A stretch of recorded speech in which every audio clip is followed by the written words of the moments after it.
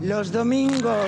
No fue la más laureada, pero sí cosechó varios de los premios más importantes. Los domingos se llevó el Goya a Mejor Película. Seguir apostando por historias y por películas que hablen de nuestras contradicciones, no de las ajenas.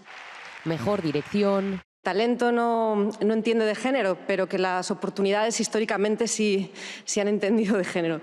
Y también agradecer a las personas que trabajan para que esa desigualdad quede atrás.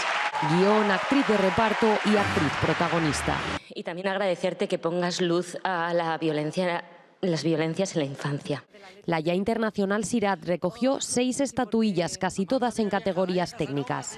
Música original, montaje, dirección de producción, fotografía, dirección de arte y mejor sonido. Este último es el segundo cabezón para la ostense Yasmina Praderas. Miriam Garlo por Sorda. Pero si hubo un gran doble triunfo fue el de ellas, las hermanas Miriam Garlo y Eva Libertad, por mostrar al mundo la realidad de las personas sordas. Este premio es para las mujeres sordas. También por Sorda se premió a Álvaro Cervantes como mejor actor de reparto. Gracias. Y José Ramón Soroiz se llevó el de mejor actor protagonista al romper barreras en Maspalomas. Me habéis hecho muy feliz.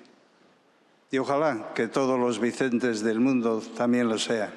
Todo ello en una gala en la que una vez más se volvió a pedir paz. De la experiencia, pero nunca más usar la violencia.